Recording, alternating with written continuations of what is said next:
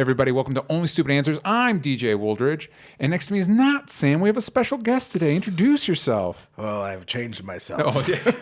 Which is, if this was the Watchmen universe, is something you can do. Yeah, this is perfect for Watchmen. Yeah. Hello, I am Sam. Yeah. No, I'm Ed Greer. You might know me from Screen Junkies or from my set on Comedy Central for a show called The New Negroes with Baron Vaughn and Open Mike Eagle. I have nerd bona fides out the wazoo. Yep.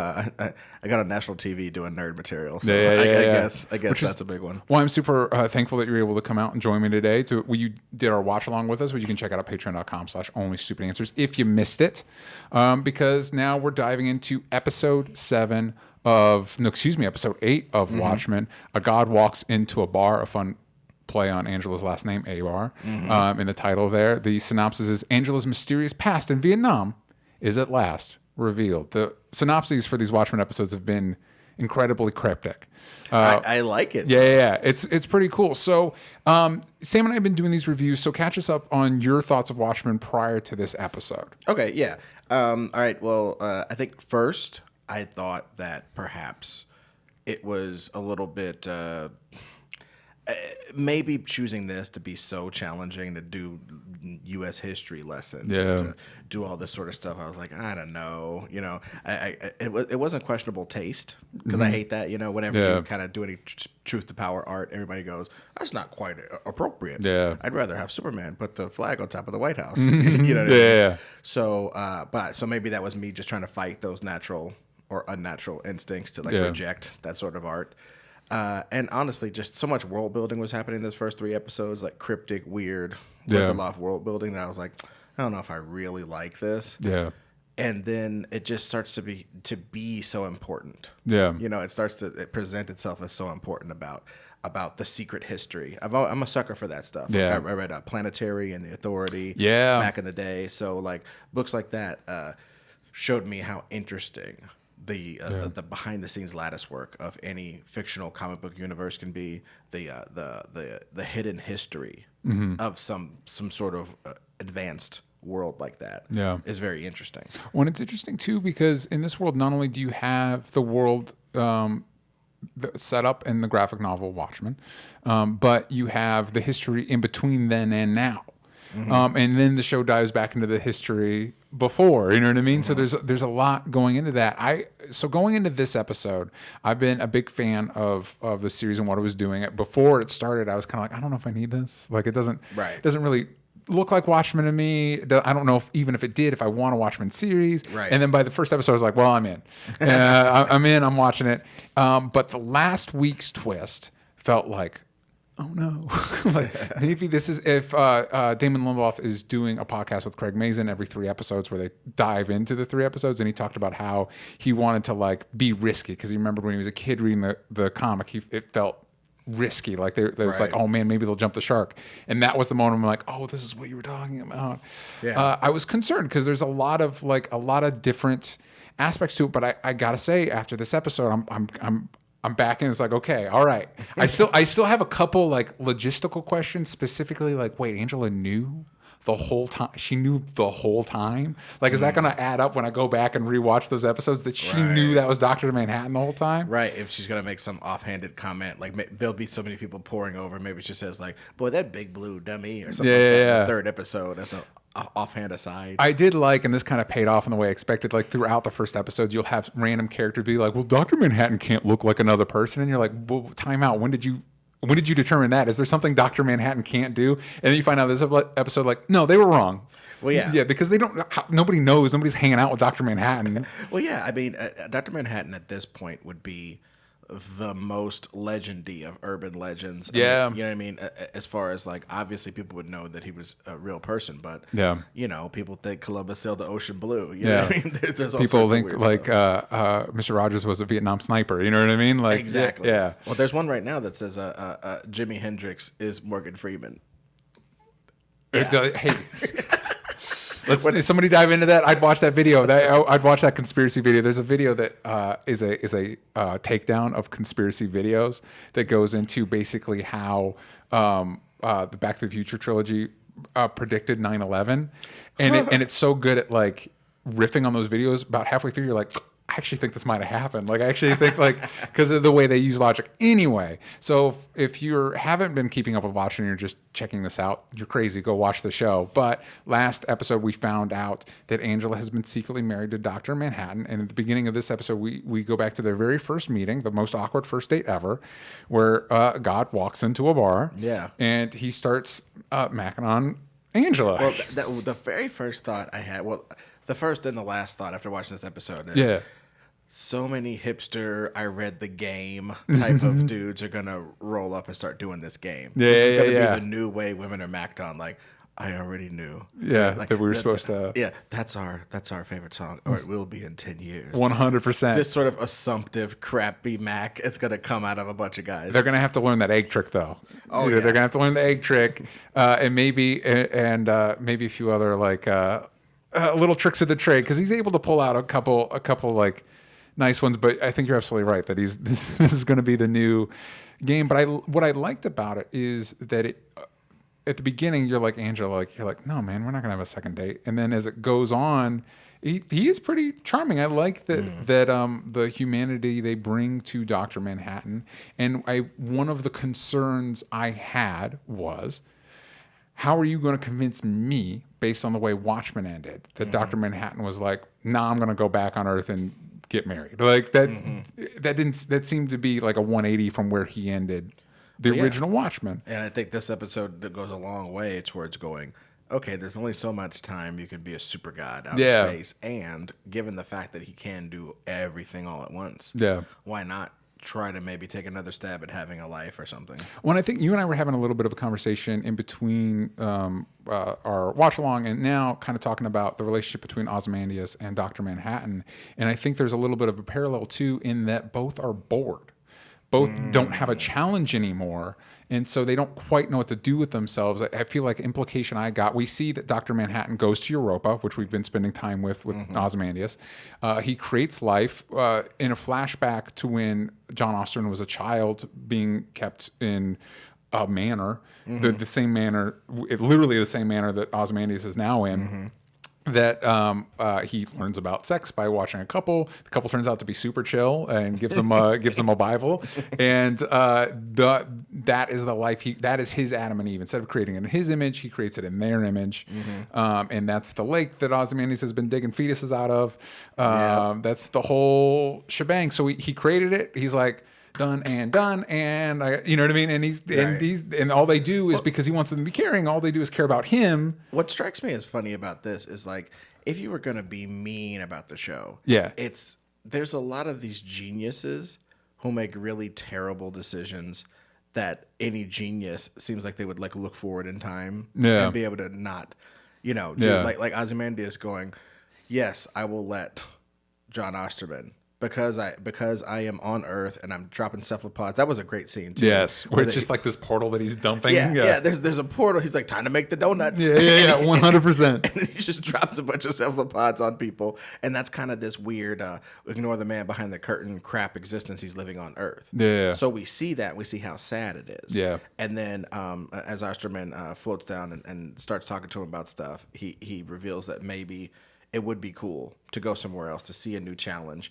to actually have people bask in adoration of him. Yeah, because as Ozymandias points out, nobody knows what he did. Exactly. Yeah. And then, of course, that becomes the prison that he's in. And so you can see kind of this thing of, like, at the beginning, he's so bored and so frustrated by having these people who are stupid, not quite people, you know what I mean, as his servants, and he can't get enough satisfaction. They don't have enough agency. They bow to his will, not because he made them, because they were made to. Yeah. And that's what disgusts him at this point. We see that very early on in the series. And now we get to see how he got to that. 100%.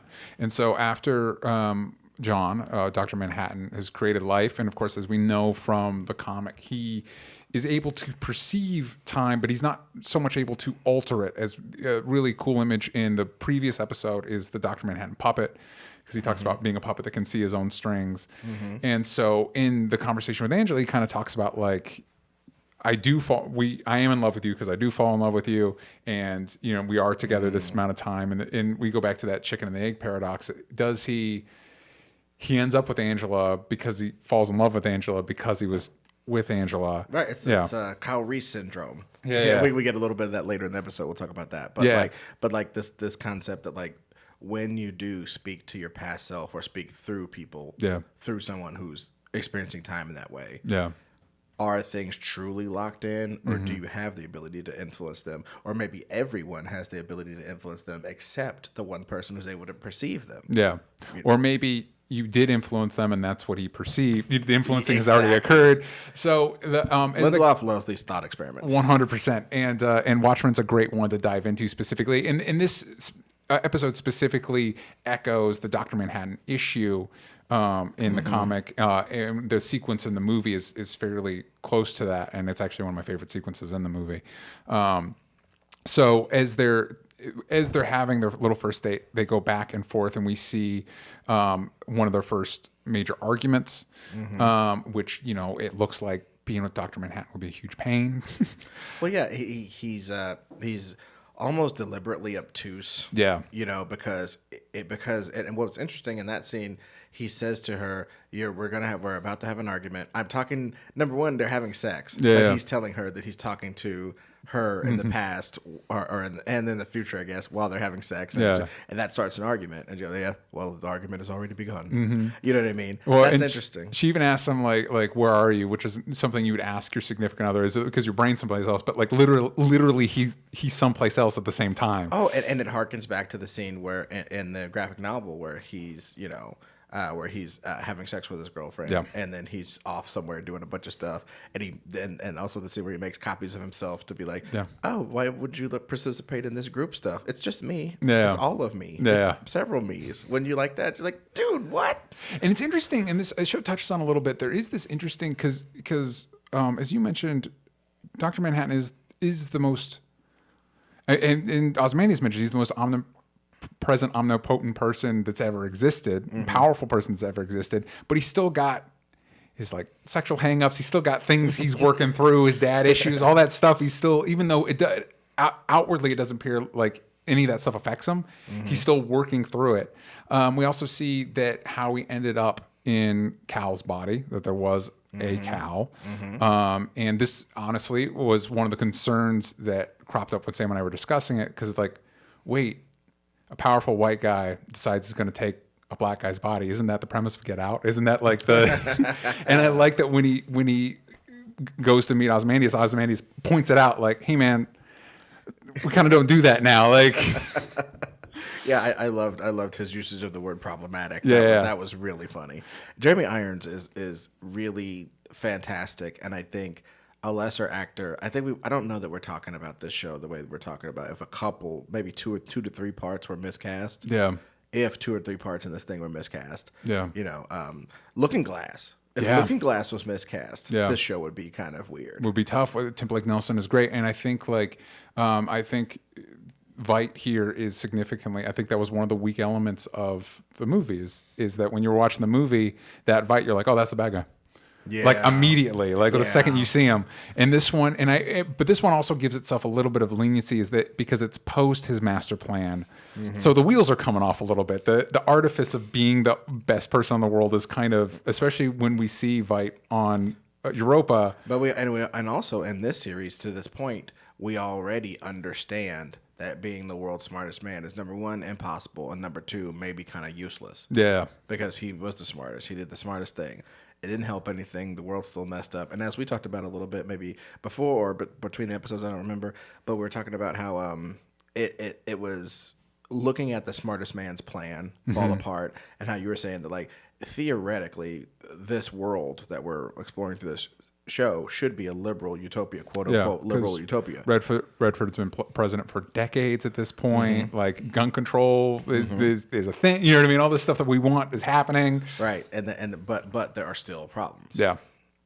I think that, again, I think for something based on comic books, once again, I think Watchmen might have taken back the title of most realistic, quote unquote, comic book thing. And I think what makes it realistic, because one of the things I like about the show is how unapologetically weird it can get. Yes.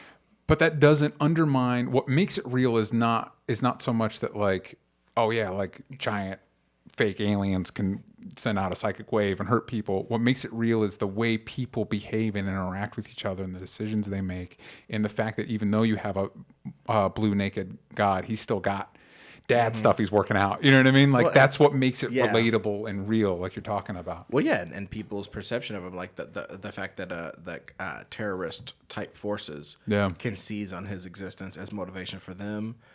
People who want to meditate and paint themselves blue somewhere. I'm sure in this world, some blue man group ass bunch of people are pretending to be Dr. Manhattan in 100%. A cultist fashion.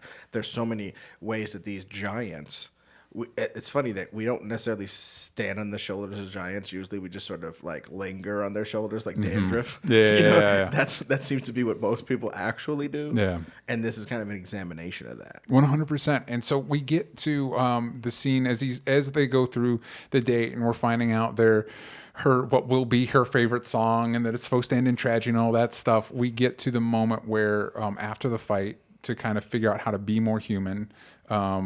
John teleports to Karnak, which is Veidt's hideout, which we see. It looks like maybe this is a new Karnak after the one, because there's wreckage in the background that might be the one from the comic.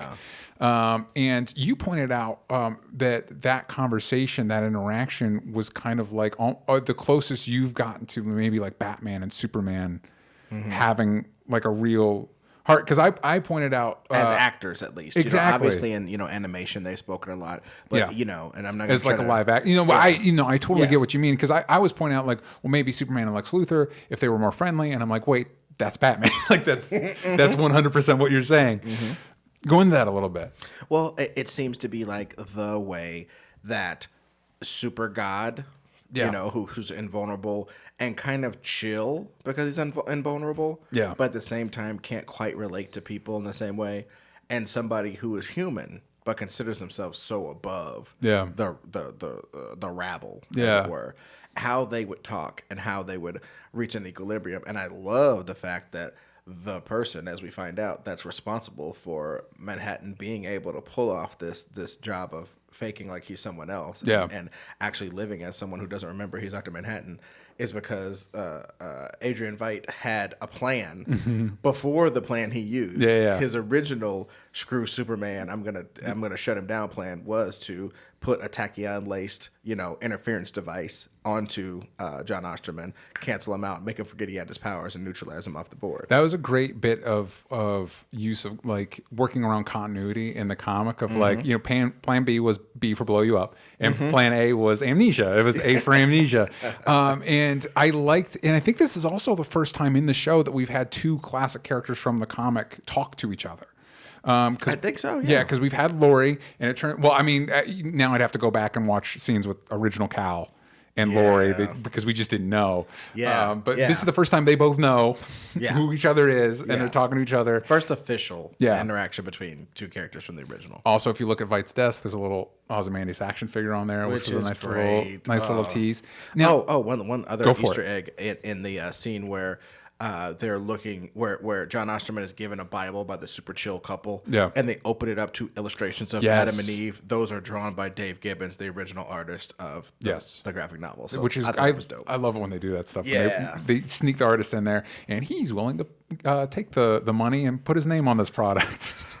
I mean, I gotta say, if it comes down to it, I'm a Gibbons, not a Moore. I think so too.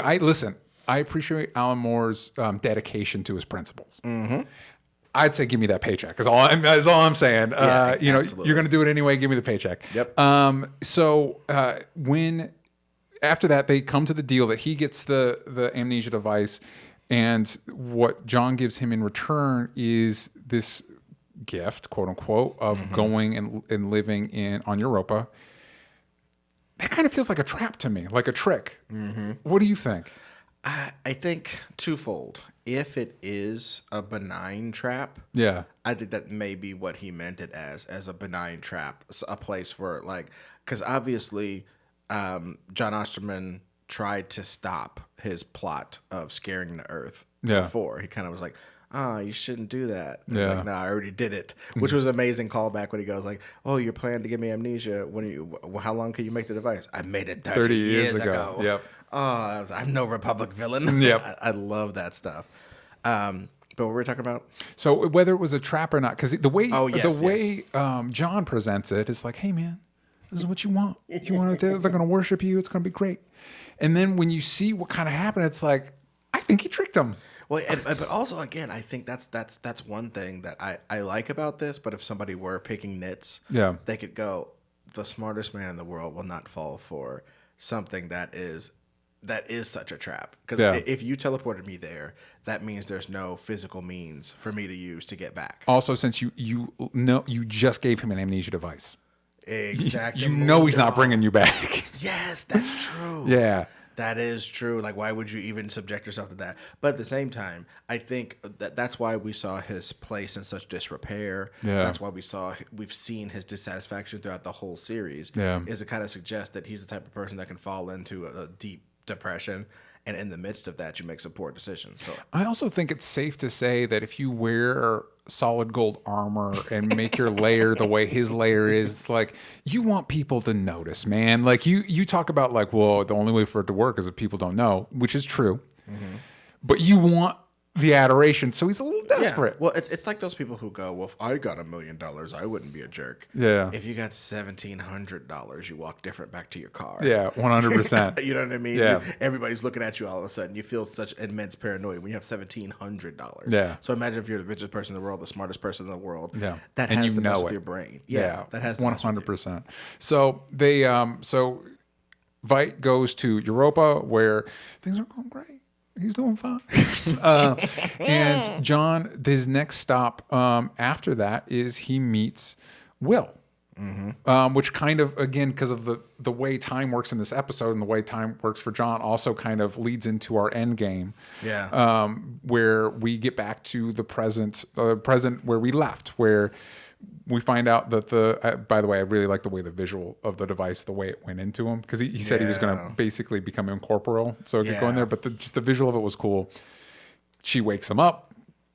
Hey, we're in trouble, and wires are still connecting. Like he's still kind of like getting back in the groove of what it means to be Dr. Manhattan. He's teleporting on the pool because it's important for her to see him on the pool. That was really funny, actually. Yeah. Maybe that image will help her in some fashion down the line. I mean, one thing, these people are throwing so many balls in the air. Yes. And since, so many people have had so many experiences, no matter if you liked or disliked Lost, I don't think anybody was quite satisfied, because so many balls got in the air. You can't possibly catch them all. Yeah. So this limited series situation, I mean, maybe they'll catch all the balls. Yeah. It definitely feels more. Lindelof has talked about how, like, it's 9 episodes and then I'm basically done. Like, maybe there'll be another season, but I'm treating this as standalone as of right now. And it's like, yeah, but you introduced like 5 seasons worth of stuff, man. Like that's a lot. Like you're dealing with a lot, which leads into another one of my concerns going into this episode, where you're like, okay, Angela exists, and Regina King's amazing, and then Angela's badass, and I'm already sold. Mm-hmm. And then you're like, and her dad's the first superhero, and you're like, or granddad, excuse me, is her first superhero. I'm like, okay, all right, okay. I mean, I didn't need it. She was already great. I didn't, And then it's like, and now she's married to Dr. Manhattan. You're like, okay, well that might be one backstory to me. Like her grandfather is the number one first superhero, and she's dating the most powerful person ever in existence. Mm-hmm. It's like I was already sold on Angela. I don't know if you need to be trying this. Well, but I think that's one of the things that I think sometimes we forget about protagonists is they have the good fortune to know all the people necessary to have an epic tale. Yeah. You know what I mean? Yes. If you think about Luke Skywalker, it's like, okay, I met a guy. We went to a bar. Yeah. We got into the equivalent of a cab. Yeah. We flew around for a while. Guy let me shoot the blasters. Yeah. And then I watched. I think I watched them have a lasers fight and lose. Mm-hmm. And then I blew up a thing. Yeah. Like, but up a week ago, I was shooting womp rats. Yeah. And then I had all this adventures because everybody knows me because I have this lineage. So that's kind of the same thing in this. All I'm saying is, if Angela's a Mary Sue, then so is Luke Skywalker. 100%. One, it's interesting because Lindelof hinted at this in the last podcast about the idea of like, if Dr. Manhattan's a god, that idea of a god coming down to live with a woman, love, which they specifically reference in the episode when she talks about Zeus, when he would come down as a swan to get action. I think like, this might get into controversial stuff. I actually overall liked the last season of Game of Thrones. Mm-hmm. And in the second to last episode, when Daenerys starts doing her thing on King's Landing, there was a moment of like, uh-oh. And then the episode moved forward with such creative confidence, the way the directing and the acting and everything worked. It was so purposeful that I was into it. And similarly, again, when you talk about nitpicking, that stuff's there, but everything in this episode moves with such a dedication and creative confidence between the performances and especially the writing, and because of having to juggle all the time stuff in this very specific way John words things, that it's like, I'm sold. Like, I'm at least confident you believe in what you're doing and you know what you're doing. Well, yeah, and also, I mean, the thing about this story that's really interesting is there is something to Angela having heroism in her blood. Yeah. As much as I mean, because I am the last person that would ever love. I'm the one. Oh, the sacred princess who comes from the blood. No, hate all that. I really hate all that. I'm one of the few people who think that, like, if we just get Mandalorian type stuff for the rest of time and I never see a lightsaber light up my whole rest of my life, I'll be just fine. Yeah. I love the extended universe. I love everything that has nothing to do with the laser sword family. However, in this, they put up a plausible reason for her to have this sort of heroism in her blood, to be in these situations, and how important Tulsa is for the concept of heroism, the concept of us as a country is tested by what happened in Tulsa. The egg metaphors in the very first episode, they crack an egg, and an egg has a little bloody section, a little bloody membrane in it, mimicking sort of the insignia of the comedian. You know, stuff like that. I'm just like, dude, they're so concentrating on how to present this information that you're right. It's hard to doubt it. Yeah, 100%. And I also got to go back to, like, I love that it's set in Tulsa. I'm glad we're not back in New York or any of the cities that we see all the time, and like LA, New York, Chicago, but it's like we're in Tulsa. You know what I mean? Well, and I know I wasn't here for the recap for those other episodes, but I got to say, I am kind of in love with the last two episodes. Yeah. And I guess this one as well. The last, I really feel like the show's hitting its stride. It's presenting this information so confidently, finding out more about Angela and her backstory, finding out that Hooded Justice, you know, everybody thinks he was white because of, you know, he decided to let them think that way because, you know, otherwise he would be probably stopped and frisked. You know, there's all that stuff. I really love all that. And I love the fact that, like, this is a small world, but we get to also see how it affects everyone. Yeah. How, you know, even, you know, John Osterman's former lover is now an FBI agent who hates masks. Yeah. That's beautiful. How everybody in the world basically goes into phone booths to pray to Dr. Manhattan and he's not listening. Yeah. I mean, there's some atheist college student going nuts on that metaphor. You know, you know what I mean?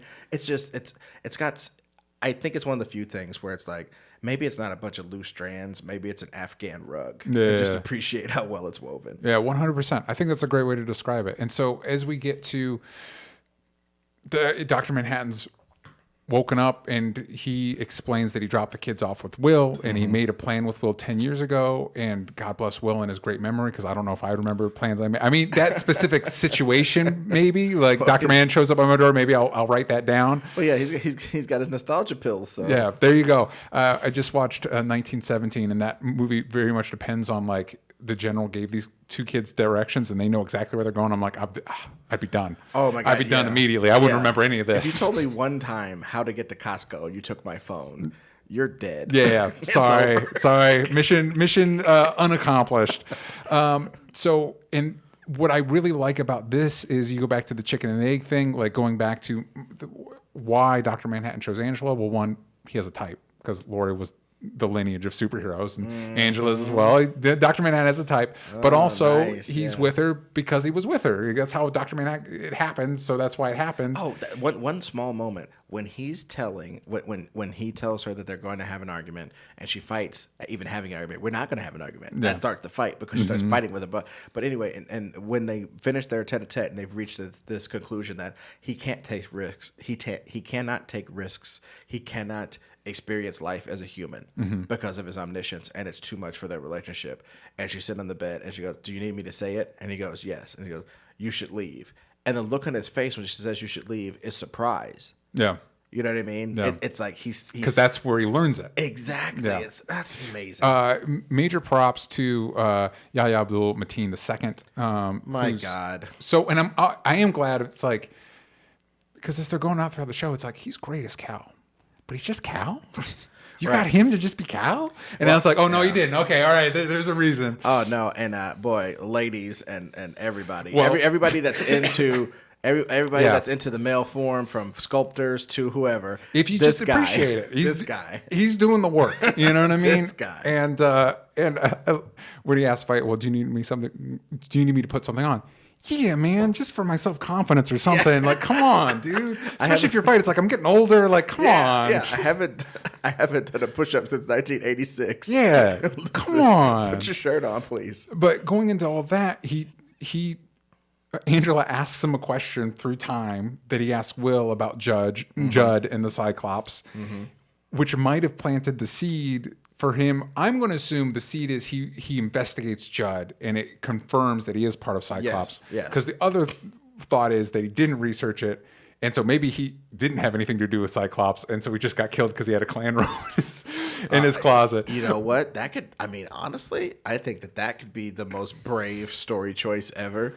That this whole thing got started from a grand mistake, or whatever. But at the same time, not really, because his wife, and I think that's what an interesting thing. That's right. She's way involved. Yeah, that's not even. If I was on that recap, I would have made a big point to say that that's Lori's freaking problem, and a lot of certain liberals' problem is they don't believe that some of the people standing right next to the bad guy, as it were, know about what that bad guy's doing. The concept that bad guys who almost uniformly have wives and those wives don't know what the bad guys are doing. That naivete. And at the same time, sort of allegiance to a certain tribe. You know, she thinks that there's no way that the average person of her tribe could get down with that stuff. So if you talk to the wife, she's probably not involved because she wouldn't be. But why would that be? That's just you trying to think of your people, your whoever as above a certain sort of approach. I think that's interesting. Well, and I think it plays into this idea people have of like, people that do that, well, they're monsters. They couldn't whatever, which is true based on their actions. But that you take that assumption to when I interact with them, we can't laugh and have fun. Like they're not people. And it's like, and it goes both ways. It's like, yeah, people that do bad things are people. So when you assume that you're not a bad person because you're a nice person, take a second to be like, well, but am I though? You know what I mean? Like certain dictators had cute dogs.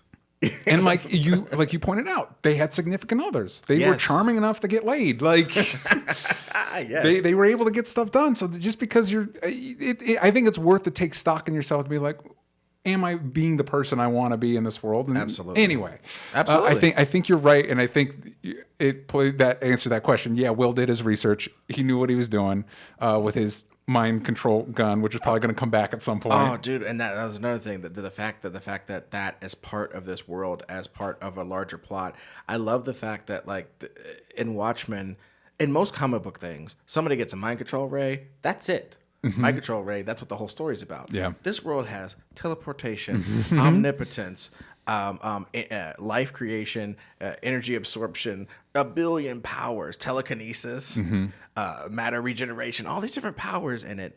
And it's still a story about human beings in Tulsa doing stuff, tussling. That's what's so interesting about it. Well, speaking of tussling, we get one of our major action sequences. And one thing I really appreciate about this show is this is arguably the most serious superhero drama we've gotten, maybe ever, barring like a Dark Knight, maybe. Right. But it's still not afraid to get down. Like it's still, even in that first episode, so there's the shootout at the barn. Like they are willing to have these sequences. And once again, Angela proves that she's the most kick-ass person in the show. And she starts taking out 7th Cavalry members.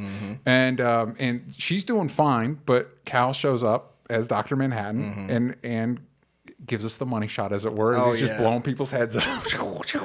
Vaporization. Yeah, which I'm going to be honest. You know, every time you see it, you're like, yeah, if I was in Vietnam, I'd have mixed feelings about that too. If that was part of my cultural history, I'd have mixed feelings about that happening. But again, it's like one of those things where it's maybe Americans of a certain age too, first experience being able to think, well, that's kind of how other countries see us. Yeah. When we come through with all this nuclear might and billion boots on the ground and we can do all this mobilization, other countries go, I got 5 dudes in a Toyota trying to fight all these guys. Yeah. That's what it seems like to them. And that's why Manhattan is such a...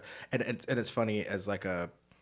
Superman used to fight in the army and back in the days, and these things of like whether you're super or not, you're still sort of a slave to nationality. This guy sees the future. This guy can create life in his hand.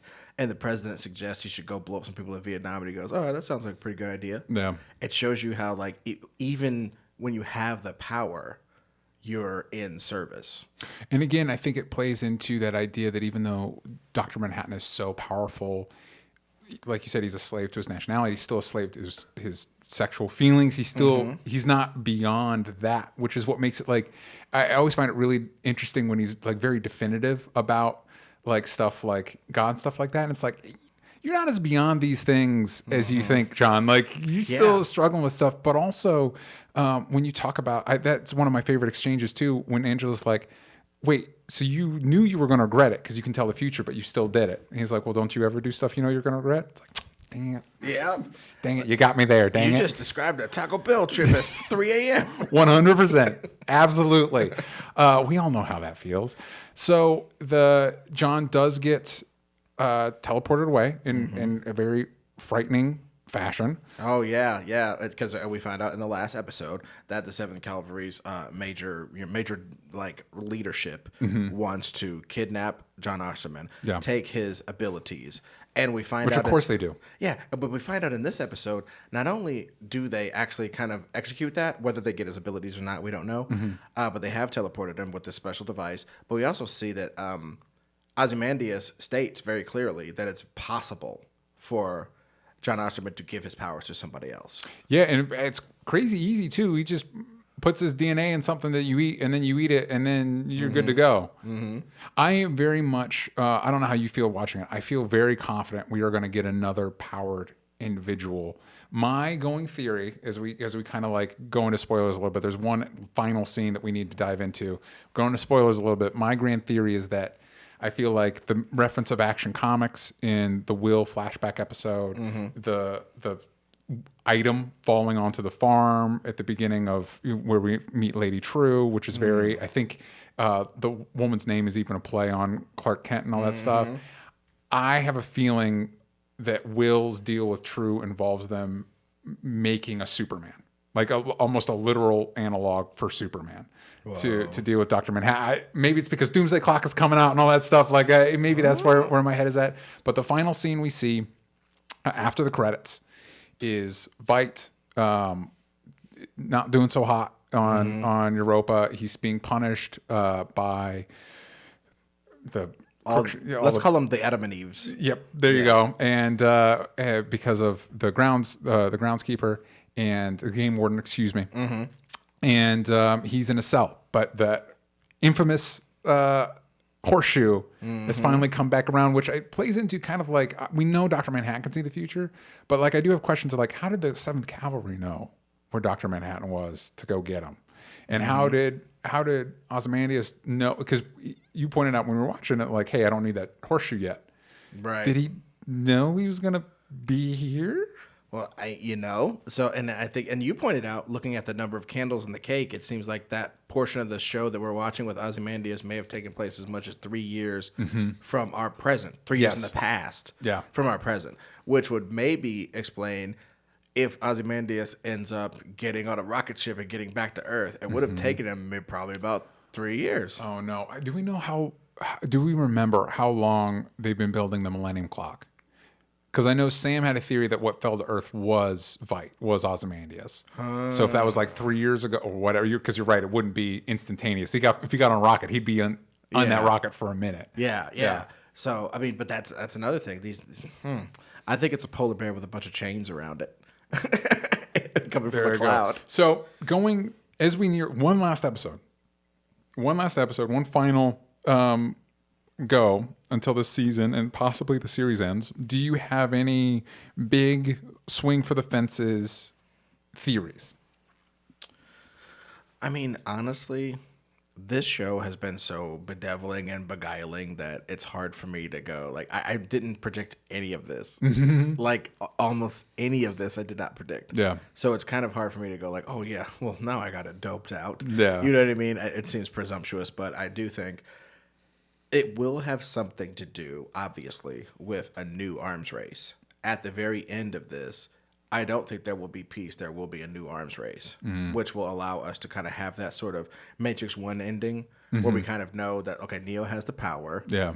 But there's still, agents. There's still oppression. There's still people in the Matrix. There's still something to fight. But now we have a good weapon in it, And I think maybe the bad guys will get some semblance of Manhattan, but the good guys will. But the actual Manhattan will not be there anymore. So they don't have to deal with all the baggage of that in the book. So they can kind of do a Rey, from Star Wars sort of, new casting. I think you're right that no matter what happens, Manhattan as we know him will leave, because I've got to imagine it's a pain. He's definitely looks to be a pain in the ass to be in a relationship with. He's got to be a pain in the ass to write. Somebody that knows the future, like just having to keep track of all that. Well, that's what we were talking about, right? Yeah. Like what's fantastic about this show and this episode in specific, but the show obviously overall, but this episode in specific is writing an omniscient character who, if you are omniscient but not necessarily omnipotent, like he's omnipotent in anything he thinks of to do. It's almost like, this is a stupid metaphor, but my mind is just full of comic books.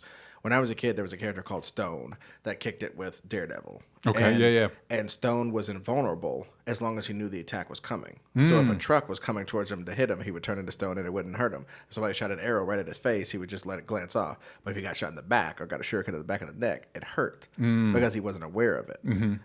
Well, we have a character who is aware of everything, but even if he is, he must capitulate to what happens because it is what happens. It's like the concept of determinism. Everything that happens was supposed to happen because it did happen. Yeah. So he's sort of slavish to that. So, yes, I'm omnipotent. Yes, I can do anything. But also, this is a time where I get kidnapped. Bye. Yeah, that's what happens. And he even does the classic, like, I'm going to turn and have a conversation with you with the weapon behind me. Oh, yeah. Because that's what happened. And it's my big association with that is Grant Morrison was asked about how he deals with time traveling. He's like, well, if you went back, you didn't go back in time and kill Hitler, because if you did, Hitler would be dead. So it's not that time's trying to stop you. It's just you didn't do it, or else that's what would have happened. You know what I mean? Right. Because then it's history. Right. It's not like you changed it, then it's just history. And Absolutely. so it's like anytime you get into the time travel stuff, you just get into the weeds on it. So it's like, I got to imagine that if they're in even an inkling in the back of their brain of a season 2, it's like, yeah, maybe Powers, but not Dr. Manhattan. Right. No, yeah, exactly. Like, and also just the concept, I don't think they would have introduced the concept that you could get something of Dr. Manhattan's powers.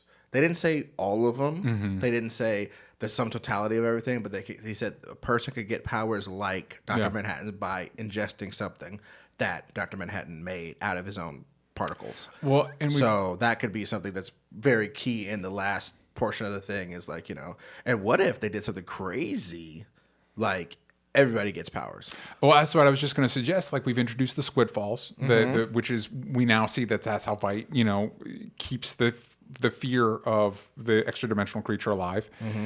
He's got that technology. We don't know what the Millennium Clock is supposed to do. Maybe everybody in Tulsa, or like they shoot the beam and like 1 out of every 10 people gets some sort of ability. And so we introduce superpowers in this world. That does feel, and that plays into your arms race idea too, because that, then if these people got powers, well, now we need our people to have powers.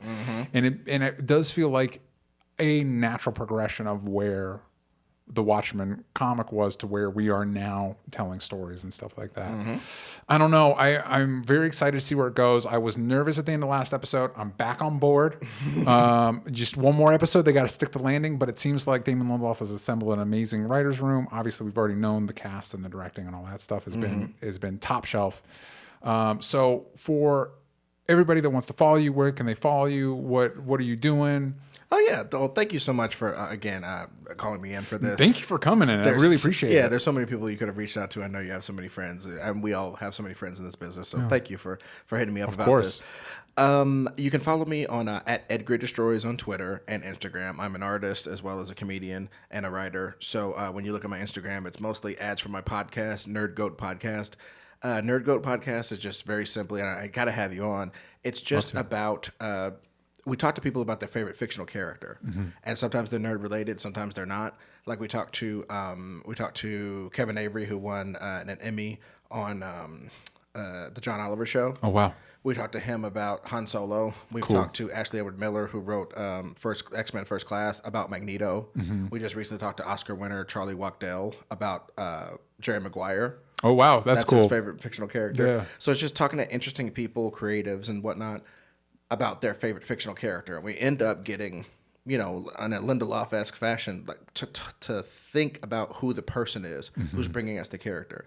We start to see parallels in their lives, how they see things were influenced by their favorite fictional character. Yeah. So that's what makes the podcast so unique. And we've got so many great guests. We got a Batman and the Outsiders writer, Brian Edward Hill, nice, to come on to talk about Batman. Very cool. In an epic episode. So like that's the sort of thing you get when you look at Nerd Go podcast. So it's on iTunes, everywhere else you get stuff. Look it up, check it out. Yep.